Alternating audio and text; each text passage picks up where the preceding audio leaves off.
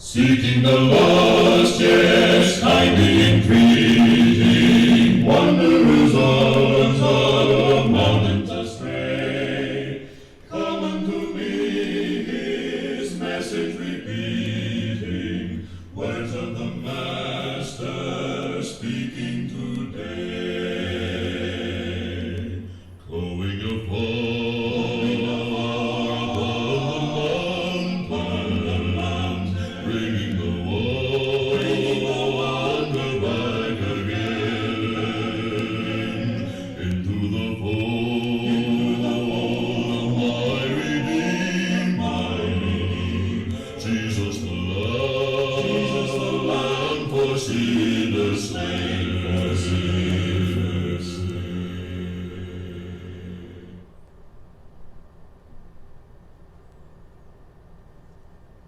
Isang magandang hapon po sa ating lahat mga kapatid. Kami po ay nagpapasalamat na kayo po ay patuloy na nanonood sa mga paglilinaw hinggil po sa stand or doktrina or prinsipyo ng Adventist Church na ating nililinaw with regards sa war. Pero bago po tayo magpatuloy sa pangatlong episode ng ating video, akin po muling hinihilingan si Brother Peter para sa panalangin at tayo po yung magabayan ng banal na Espiritu.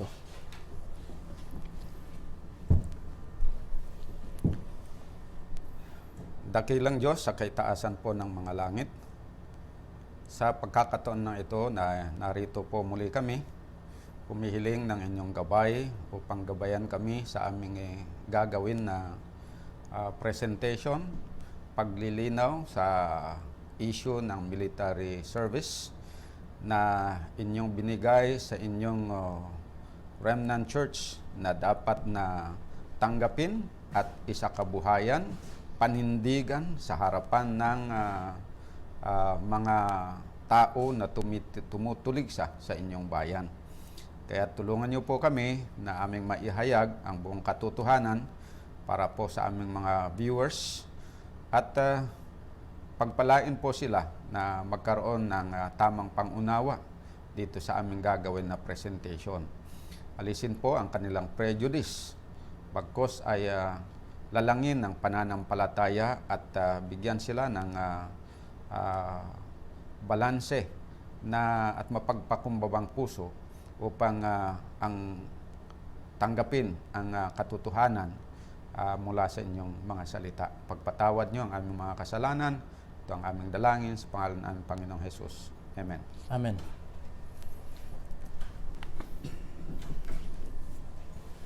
Sa mga nakaraang video po natin, atin pong nilinaw sa unang video na ang stand ng church na yung sa panahon ng 1862 kung saan nagbigay si James White ng kanyang opinion hinggil sa katayuan ng church ay hindi po yon ang original o talagang united stand ng iglesia. Pinakita doon sa mga binigay na contribution ng mga kapatiran na naghihingi sila ng mas malawak na liwanag hinggil sa tayo or stand o magiging prinsipyo ng church sa war at ipinagkaloob yun ng Diyos sa kanila na naisulat sa Testimonies Volume 1, page 361. And also, ang binigay na mensahe doon ay that the people of God cannot engage in this perplexing war. And then also nakita din natin na when drafted, pag sila po ay draft, they would rather pay the commutation money which is $300 in that time para po ay hindi makasali ang mga miyembro na idadraft sa army. And also the fifth thing na natalakay natin na kung sino man ang nag-volunteer na pumunta sa army ay kanila pong dinidisfellowship. And so that means the going to war is a test of fellowship in an Adventist church.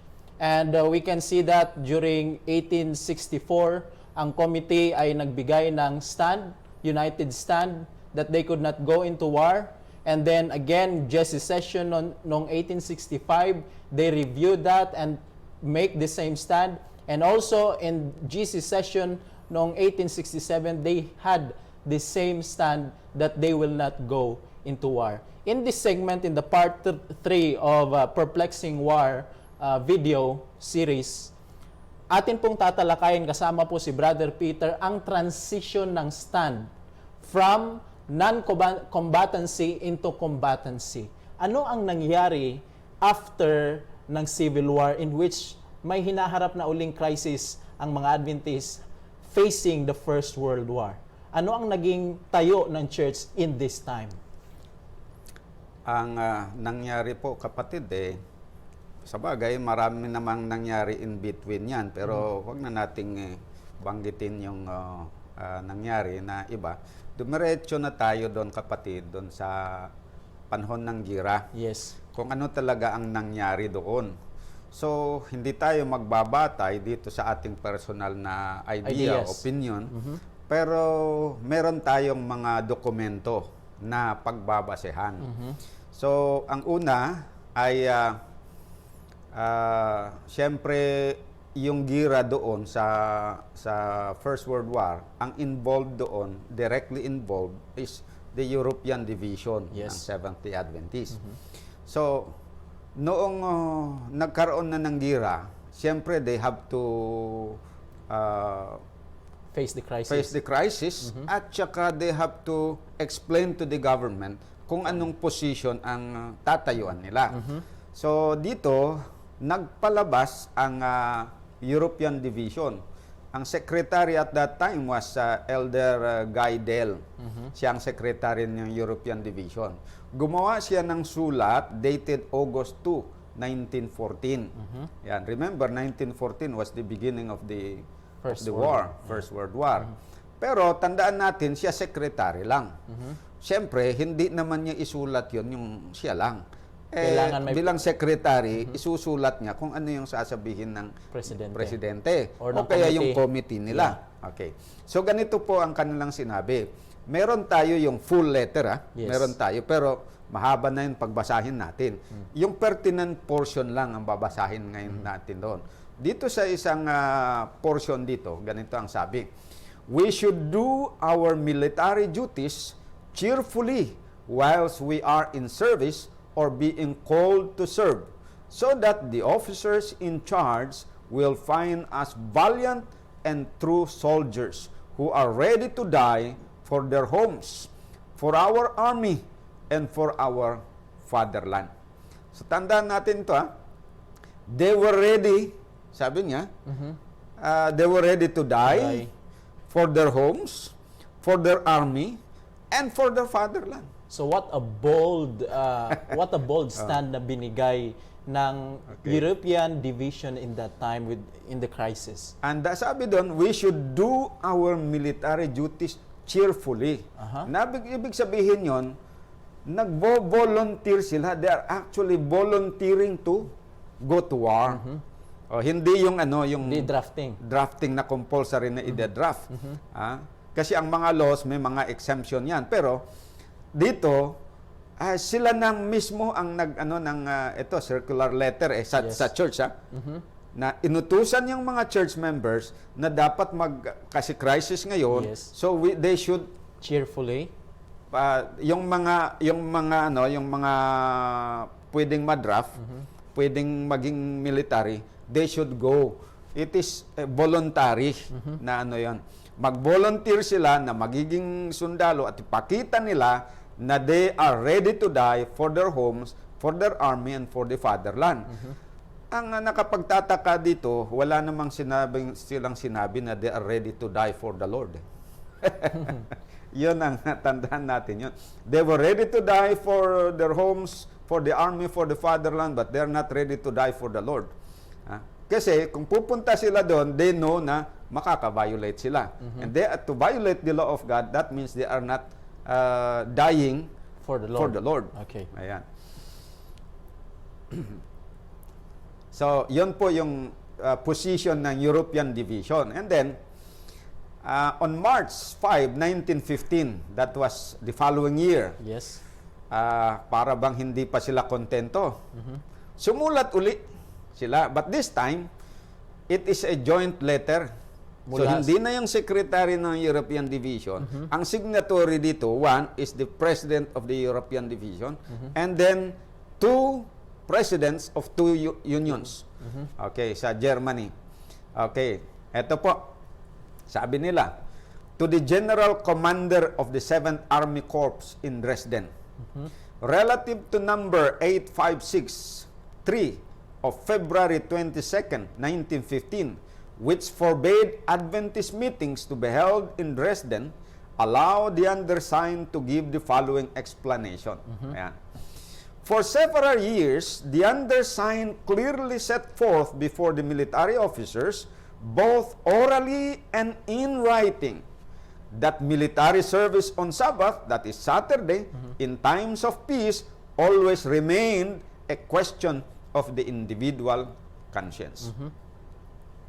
But at the outbreak of war, the leaders of the Adventist organization in Germany, of their own accord, advised all their military members in all the land under the pressing circumstances and need of the fatherland to do those duties required of them as citizens according to the scripture, and earnestly to do on Saturday, that is the Sabbath, as other warriors do on Sunday.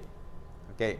This position, already taken years ago, is supported by the attached signatories. Tapos dito, ang signatory for the European Division Headquarters is L.R. Conradi, President. For the East Union, German Union Headquarters, H.F. Skubert, President. And for the Saxon Association Headquarters is Peter Drinhaus, President. So tatlong mga bigatin na mga leaders yan. Sumulat sa gobyerno at pinaliwanag nila na talagang they are in favor or they have authorized their members to join the war. So it's quite interesting, sinabi dito sa article na to, that it was already decided years ago. Yan. So, but the explanation, if we're going to look back the history of the Adventism and the Reform movement, they said that they need to make that sudden decision para harapin yung tinatawag na crisis. But the letter says na ginawa na nila yon hindi Years. sa panahon ng crisis na yon, kung hindi years ago, they have already decided that they will go to the army.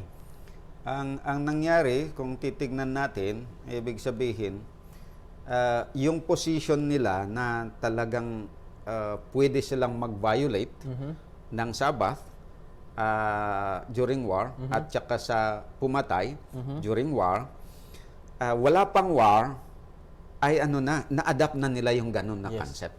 Siyempre, pagdating ng war, hindi na surprise sa kanila.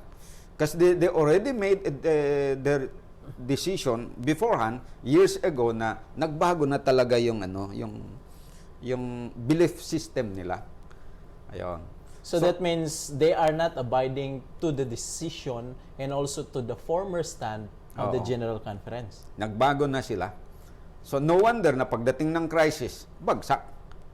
So that means, as what Pastor Brian has said, apostasy is departing from the principles of the church. Tama. So that means in that time, we can say that the European division is already apostatized. Apostatized na. So, inwardly, merong inward apostasy na nangyayari sa mga leadership. Yes. And then yung outward apostasy, ibig sabihin yung actual na doon, na manifestation of the apostasy, yung sa First World War. Okay. Ibig sabihin, previously, nagbago na talaga yung kanilang isip. Hindi na sila sumusunod doon sa original doctrine. And then, pero dahil walang crisis, so hindi na nahahayag. Hindi na reveal. Hindi na reveal. Pero at this time of crisis, na-reveal na yung dating pagbabago ng kanilang isip. So it's quite interesting. Yeah. Sister Ward din na nagsabi that in the time of crisis, the character is manifested. So, eto pa. Ito naman ang sabi ng letter ni H.F. Skubert, President ng German Union, doon naman sa Ministry of War sa Germany. So meron siyang separate na letter. Maliban doon sa joint letter, meron siyang separate letter. Ito ang sabi niya. While we stand on the foundation of the Holy Scriptures, we seek to fulfill the precept of Christendom, keeping the rest day that God established in the beginning by endeavoring to put aside all work on that day. Still, in times of stress, kagaya ng war, we have bound ourselves together in defense of the fatherland. And under these circumstances, we will also bear arms on Saturday. So in the past, very so nakakalungkot na na statement. I remember in our past video, nabasa natin that the stand of the church, decision of the General Conference is against bearing arms. yes. European Division, they clearly stated with boldness, sabi dito, na we will also bear arms. So there's Parang ano yan, they are openly transgressing or declaring what do you call that? Contradiction or disobedience to the former doctrine of the church na do not go to war. Alam naman nila na if they are going to war, there will be this fellowship. But hindi nila inintindi yun eh. Mangyari kasi, they were aware, probably they were aware that there is medyo bumaba na yung standard ng church. Okay. They are not already as faithful as before. They are not as true to principle as before. they used to be. And now, nagkaroon ng, na-relax na yung doon. So, they dare, very daring yung kanilang ginawa, not even fearing na they might be disfellowship. Wala eh. Because probably they have a knowledge of the kind of people or leadership they have at that time in the General Conference. And then,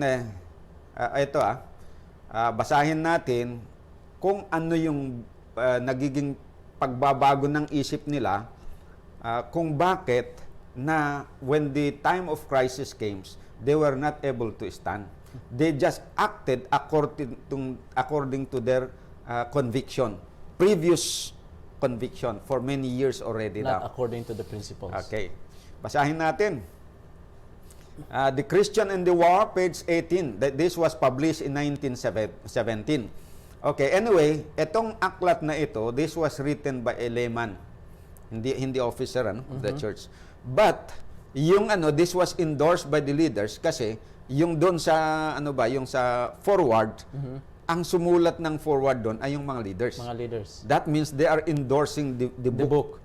Although yung writer is a layman, but the leaders are Endorsing pushing it. Okay. Sabi dito, in all that we have said, we have shown that the Bible teaches, firstly, that taking part in war is not a transgression of the 6 commandments. Secondly, that war service on the Sabbath is not a transgression of the 4th commandment. He who believes otherwise, let him show one declaration of the Scripture or the testimony. If he is not aware, he is not able to do so, let him be careful that he should not bring accusations and statements which he cannot prove.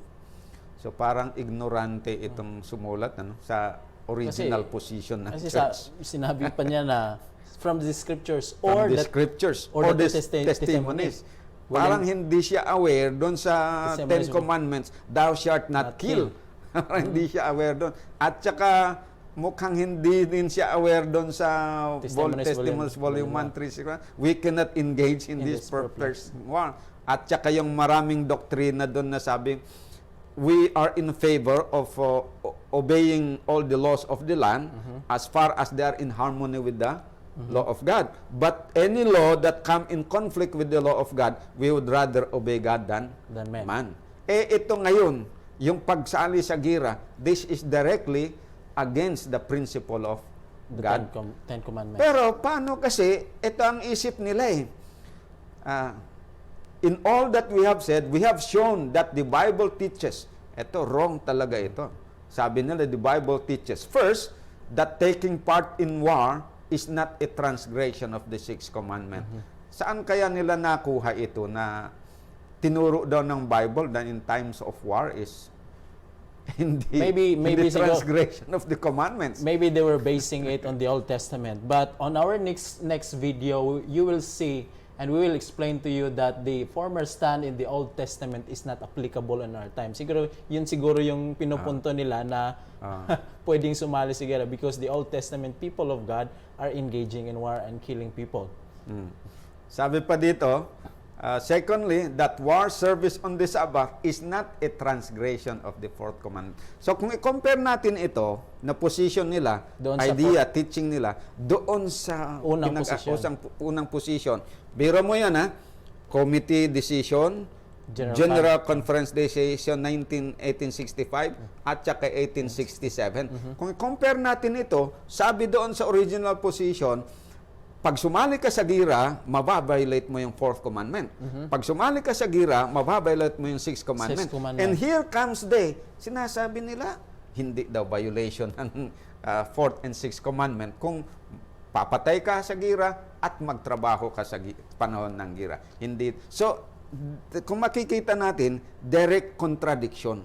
Magkaiba talaga. They are irreconcilable talaga itong dalawang position na ito. So can we say and conclude, Brother Peter, that again, I will repeat it again so that mag-sink in sa utak ng mga tagapakinig natin na can we say that the European division in that time making that decision, they are apostasy in the former principles? By the very definition of apostasy na binigay ni Brian Tolentino, which is the correct definition, Yeah. na apostasy is the abandonment of Former principles. Christian doctrine. Eh, apostasy talaga yun. Kasi yung sinabi mong noon na to go to war is kung pumatay ka doon at saka magtrabaho ka during the war, you violated the fourth and sixth commandment. And then you come in this, sasabihin mo ngayon na hindi na violation yun.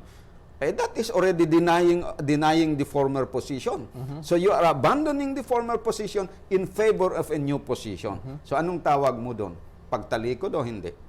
So, hindi I think pwedeng hindi balik. our viewers are smart enough Bahala na sila Okay. basta sinayit na natin doon na talagang ganon.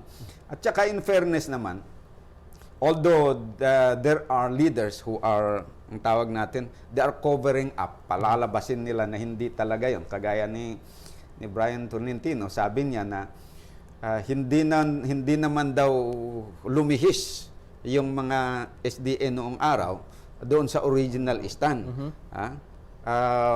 Accusation lang daw ng mga reformers yun na sila ay nag-apostatize, lumihis sila sa standard, hindi naman daw lumihis kasi mulat sa poll daw ay talagang pwede ang Seventh-day Adventist na magsundalo basta na draft. Huwag lang na mag-volunteer. Yun ang kanyang sinasabi na old na position, which binasa natin na hindi ganun yung position ng church in that time. At that time. Maraming tayong dokumento na napatunayan na hindi ganun yung doon.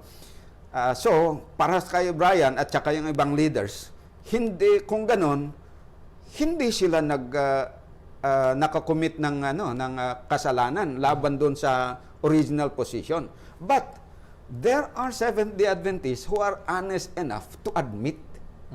Okay. Halimbawa, yung mga writers na gumawa ng Seventh-day Adventist Bible Commentary. Okay? Anong sinabi nila doon, Brother Basahin Peter? natin kung anong sinabi nila. Parang interesting artikulo yan kasi nasa Bible commentary pa nilagay. Okay. So, ito official publication yan. Publication ng Adventist. I was just imagining na siguro pino-question ng mga yung mga leadership na tanggalin niya yan. Bakit ilalagay niyan? Pero siguro nagpursige din sila in fairness kasi history naman ito yan. Dapat na dapat ilagay. Kaya nilagay nila dito. I would like to commend the honesty of the person who put that on the paper. Commendation para doon sa mga naging honest. Naging honest sila. Okay. So, Seventh-day Adventist Bible Commentary, Volume 10, page 1332, 1976 edition.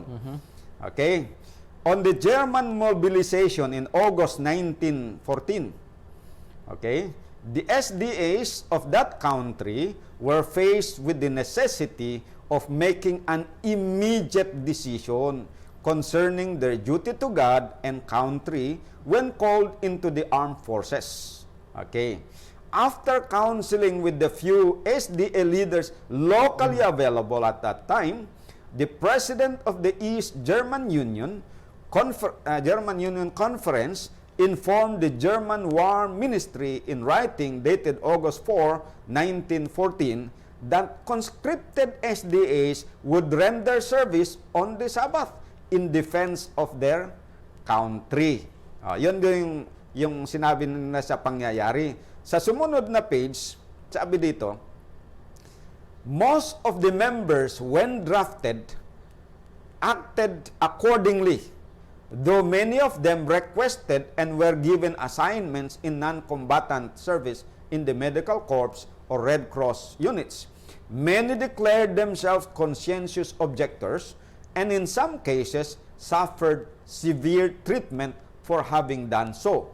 So yun po yung nangyari as bilang effect doon sa kanilang ginawa. Talagang sabi dito, most of the members when drafted acted according to what? According to the directions given by the leaders na pwede silang sumali to bear arms even on Sabbath.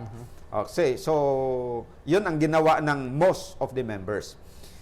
Though many of them requested and were given assignments in non-combatant service. Totoo naman yun, no? Yeah. Okay. And sabi dito, in the Red Cross, pero meron din yung mga nag-declare sila na ito yung totoo talagang yung nagtayo sa old original doctrine. Many declared themselves conscientious objectors. Okay? And in some cases, suffered severe treatment for having done so. Ito yung mga reformers. Ayan. And then, ano ang assessment ng writer dito sa SDA Bible Commentary? Sabi nila, admittedly, this is an admission, the three SDA leaders in Germany, yung binasa natin kanina na si Conradi, European Division, si Schubert at si Dringhus, both president ng Union. Admittedly, the three SDA leaders in Germany took a stand concerning the duty of SDS in military service that was, ano daw yun? Pansinin natin ito mga kaibigan. Contrary to the historic stand officially maintained by the denomination ever since the American Civil War in 1861 to 1865. Let's pause for a moment, Brother Peter, in here. Okay. Now, Brother Tolentino is saying that we are just throwing stones at them, saying na umalis sila doon sa original stand. Yes. Well, in fact, in what we are reading now, it's not us saying that they left the original stand, but their own publication is saying na sila mismo ang umalis sa kanilang original stand. So, I would like to, I don't know, but I would just like to remind, I think Brother Tolentino and Brother Amican needs to read this article in order for them to see. Kasi mahirap kasi yung we are just throwing stones at other people but we don't know whom we are throwing stones. We are barking on the wrong tree. Yeah. Okay. So, sabi dito, pero meron silang pasubali. They took this stand on their own responsibility. In a time of emergency, sincerely thinking that they were doing what was best under the circumstances. But it has never been approved of or endorsed by any other committee or council of the SDA Church. That's quite interesting sinabi nila. Parang to justify the... Parang linagay nila itong mga doon na yung mga lumabag, linagay sila sa kwarto. Tapos nagbukas sila ng bagong pintuan na doon naman sila i-exit. Na parang merong maka-exit. At least gusto nilang i-exonerate dito ang General Conference. Na para bang walang kinalaman dito. So parang nagiging scapegoat lang itong yung hindi scapegoat pero sila lang ang mag-take ng full responsibility yung European Division. Pero at least malaking bagay na itong pag-admit nila kumpara kay Tolentino. Kay Tolentino talagang 100% na ayaw umamin na nagkamali kasi they were just acting daw according to the original teaching of the church. Pero at least dito, umamin itong mga writers ng SDA Bible Commentary na admittedly, sabi nila, the three SDA leaders in Germany took a stand concerning the duty of SDS in military service that was contrary to the historic stand officially maintained by the denomination ever since the American War. So, ibig sabihin, based on this, masasabi natin na talagang itong si Brother Brian Tolentino, dapat baguhin niya yung kanyang pananaw. So I think he need to restudy, review his study about the stand of the church. And I think we need to make clear, we need to make clear of this statement kung ano ba talaga ang sinabi ng mga leaders ng General Conference doon sa mga leaders ng European Division. Don't the European Division, hindi na ba sila nakipag-communicate doon sa General Conference that they need to make yung tinatawag sarili nilang stand in war na meron naman sanang nakatayo na stand in that time? Yun ang isa na dapat natin na actually na look into. Unang-una gusto kong linawin muna na yung sinabi ba dito sa sa SDA Bible Commentary, gusto kong linawin yan, na it says that the SDA leaders in Europe were faced with the necessity of making a decision concerning the duty to God and country in this time of war. Why do they need to do that na meron naman sanang nakatayo Actually, hindi na dapat. Because the church has already made a decision on what is going to take. Ang gagawin lang nila doon is they just have to go with the doctrine. Just implement. Just follow. Kasi meron namang decision made in 1864. Yeah. Yung committee, official position yun. Meron naman yung decision ng General Conference 1865. Meron naman yung decision ng 1867. So, actually, they don't have to make any new rule. All they have to do is just to implement and say, this is our doctrine. Gagawa sila ng circular, brothers and sisters, itong crisis na ito, manatili lang tayong tapat dito sa katotohanan na binigay ng Diyos sa atin. Meron na tayong dating posisyon na tinayuan noon, dapat tatayuan natin ngayon. Yun sana ang gagawin nila. Pero hindi eh. This is a failure on their part. Ngayon, number 2, it says that the church leaders decided that they would bear arms as combatant and would render service on the Sabbath in defense of their country.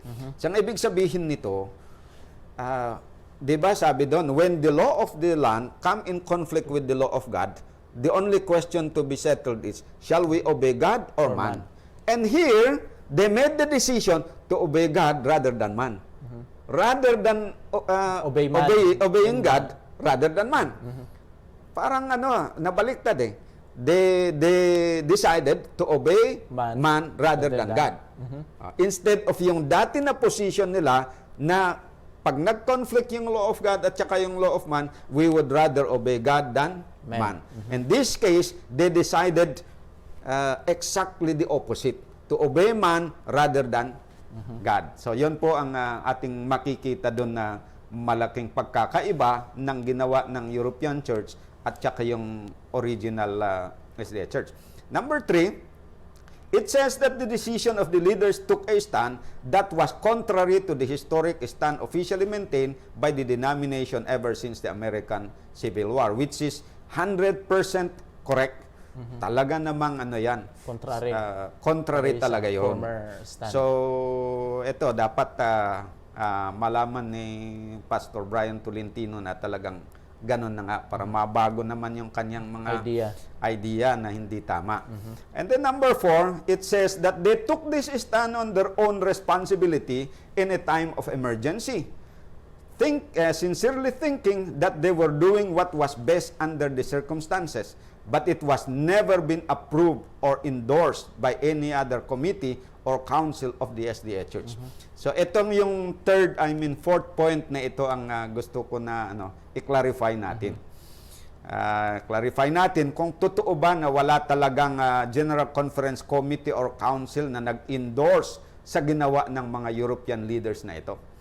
Are they really immune or totally exonerated? It seems na doon sa kanilang article, it seems na okay, hugas kamay kami dyan kasi ang European division. So, Yeah.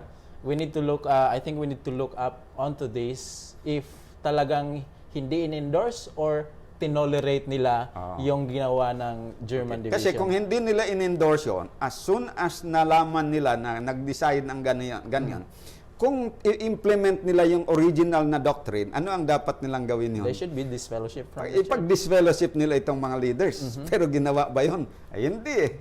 Kaya titingnan natin, bakit hindi bakit hindi nila dinisfellowship? Kasi they are worthy to be disfellowship. Bakit? Di ba noon yung na-establish natin in the second video natin na going to military service is, ang tawag doon is test of fellowship. Yes. Na yung mag-volunteer na magpunta ay talagang exclude sa church. dapat ma-disfellowship. Eto, kaya pumunta yung mga members kasi ang mga leaders nag-decide na inutusan sila na pumunta. So therefore, that is a voluntary action. But I think siguro ma-consider natin na payuhan pa yung mga members. But I think those three leaders should be directly dealt with and then be disfellowship from the church. Kasi sila ang naging dahilan kung saan pumunta yung mga members ng SDA Church sa gera. But do you think nagginawa ng General Siyempre, Conference ang yun? mangyayari niyan is kung timbangin natin yung bigat ng kasalanan, mas mabigat talaga ang kasalanan ng leaders. Ng leader. Kasi knowledgeable din sila. And they should be more knowledgeable than the Members. Yung members na sumunod doon sa leaders, ay meron din silang accountability doon. Pero lesser yung kanilang guilt. Sabi ng Bible, yung daw nakaalam at hindi niya ginawa, mas marami ang palo. Pero yung hindi nakaalam, pagkatapos nakagawa ng mali, Konti may lang. palo pero Konti kaunti. lang. Pero parehong mapapalo. Merong palo. Parehong mapapalo yan eh. Nasa Bible yan. Okay, so yun ang dapat na malaman. So doon, okay pa. Kung irason nila yon, okay, na pwedeng disiplinahin o kaya sabihin natin na masuspende lang, hindi ma-disfellowship. Pero yung leaders, dapat talagang ma-disfellowship sana yon. Pero hindi naman. Hindi naman yon ang nangyari. At alamin natin bakit. Tignan natin etong si L.H. Christian, isa ito noon na General Conference, member ng General Conference Committee at that time. Kasi remember na may 4 na General Conference officers na pumunta sa Europe noong 1918 na nakipag-usap doon sa mga na-disfellowship. Si President, si A.J. Daniels, tapos ito si L.H. Christian, tapos si Wilcox, tapos ito si M.E. Kern. Ayan, 4 sila. Ngayon, itong si L.H. Christian ang nagpahayag na noon pa lang 1915, November 1915, remember na nag-erupt yung sulat nitong mga European division is August at saka yung September. August at September 'yon. Ngayon, pumayag sila o they actually send their members to combatancy. Ayan. Ngayon, nalaman nila. Sabi ni Pastor Tolentino, Hindi alam. during dito sa meeting na ito, nag-attend daw si Conradi. He was present daw dito sa meeting na ito. Pero he did not inform the General Conference Doon sa decision leaders doon sa nangyari sa Europe. But why then sinabi, parang gusto niyong sabihin ngayon na alam nila yung ginawa ni ginawa ni Basahin Abraham. natin na lang kung ano ang sinabi nila yun. Okay, tingnan natin. Sabi, the General Conference Committee considered this matter at the November 1915 Council yung matter of military service ba na, ano doon sa na involved lang yung mga nasa Europe. Okay. Bakit kailangan nilang i-consider 'yon? Kasi part ng church 'yon eh. At saka hindi lang local church ang involved. Isang Biro mo division. isang division, malaki 'yon. Eh malawak yung European division na 'yon. So that is a great loss kung baga. So diniscuss nila 'yon in their November 1915 council meeting, stating that it was giving the various countries of the world the liberty to continue to adapt themselves to those particular laws. Yan. Does this mean, Brother Peter, that they are tolerating what the... They are giving liberty. Sabi doon, they are giving the various countries of the world liberty to continue to adapt themselves to those particular laws. Ano ba yung ibig sabihin ng adapt? Ibig sabihin, sumang-ayon. Kasi adapt eh. Kung ano yung batas na nagpipilit sa kanila, doon susundin nila yung batas ng Yun. kanilang bansa. Kaya yung pag sinabi nila na we should be adaptable sa Circumstances sa or circumstances. environment. So halimbawa, sabi nga if you are in Rome, do what the Romans do. Kaya sa culture ba? Kung pumunta ka doon sa family tapos hindi ka sanay na magkamayan, sanay ka sa kutsara, pag nandun ka at nagkakamay sila, Hindi, magkamay ka you na should rin. adapt yourself to them. Magkakamay ka rin. So pag in-apply natin dito that they should adapt themselves to those particular laws in that country, kung ano man yung law doon, they have to Adapt. just to adapt. So when they call for volunteers to military service, they should go. At yun na nga ang ginawa nitong mga ang tawag dito, European leaders. So in other words, after knowing yung situation doon, they issued this one to accommodate. So they are actually endorsing the action done by the European leaders. division, yeah. Kasi pero they give this decision not only for those in European countries, Kundi sa buong but mundo. for the various countries around the world. Ayan. Kasi alam nila na lumalawak yun eh. Yung lumalawak yung gira. At padagdag ba yung sumasali? Ayan, na mga countries. Sumali yung isa, sumali naman dito, sumali hanggang naging worldwide na yon. So therefore, itong issue nila is applicable to every country of the world. Anong sabi nila? You have to adapt yourself to the particular laws in your country. Yan. And then ituloy natin. In the matter of military service and the bearing of arms, we, the delegates to the Lower Rhineland Conference, are in complete accord with the biblical viewpoint as held by our leaders. We consider this a civil matter that God-established government have a right to require, as stated in 1 Peter 2:13 and 14, and Romans 13:4 and 5. Upon inquiry by the leading brethren from our country, pag sinabing our country, US. hindi, ito kasi yung nagsusulat dito, kino-quote ni L.H. Christian, yung sinabi ng mga delegates dito sa delegates of the Lower Rhineland Conference. Itong Lower Rhineland Conference, this is an area in Germany. Okay, kino-quote niya itong gawin nila. Ginawa ng mga delegates. Na sabi ng mga delegates doon sa Germany, upon inquiry by the leading brethren from our country in Germany, the General Conference Committee at the November 15 Fall Council stated that it gave complete freedom to the various countries of the world to adapt themselves to those particular civil laws in the future as in the past. So with this decision of the council, wala nang accountability itong mga European councils. Wala na silang pananagutan.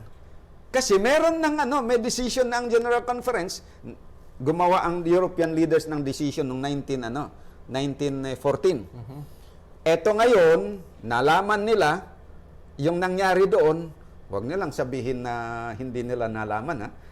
Nalaman nila yon. Kahit mahirap ang communication noon, pero meron silang way na nag-communicate. Active pa rin naman ang ang post office. Tapos alam natin na itong yung European Conradi. si Conradi, European president, alam natin na ayon kay Brian, nakapunta siya doon Sa council na yon. sa council doon sa Amerika. Whether ito yung council na ito o another council, pero more siguro mas most probable na ito kasi wala namang ibang council eh. Ito naman yung council. Alangan naman every time mag-ano sila. Mag-council. So nakapunta siya din dito, kaya lang ang claim ni Tolentino, hindi daw niya in-inform yung mga other members of the committee doon sa nangyari doon. Which is very unlikely. Isipin mo kapatid, maniwala ka ba yung talagang nag-attend bilang president doon pagkatapos hindi niya sasabihin yung anong klaseng leader siya doon? Hindi Parang hindi. communicate yung mga information. So since we don't have much time with regards to this, looking upon all this article, Brother Peter, we see that truly in these documents, hindi naman sarili nating idea, we prove the documents out here that American Division and the General Conference Council in that time is wholly departing from the principles that was put up by the pioneers. Tama po yan. And then we can say to the viewers that really the Adventism in those times, even until now, are in apostasy. But we would like to give to you next time what happened to those who conscientiously object in bearing arms. We want to make that clear for you kung ano ang nangyari, and then we will see the birth of the Seventh-day Adventist Reform Movement. May the Lord bless us and keep us, give us more understanding. You see the validity of the evidence, and it is for you, dear viewers, to choose kung tama ang sinasabi natin o yung sinasabi nila. At bago po tayo magtatapos, akin pong hinihiling ang lahat sa atin na manalangin para po ay tayo mabiyayaan ng ating Panginoong Diyos.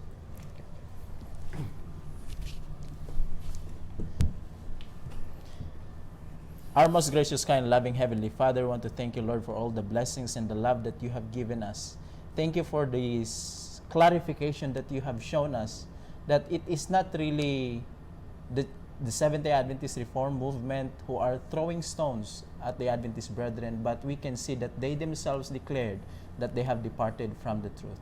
May you touch the heart of the honest soul seeker.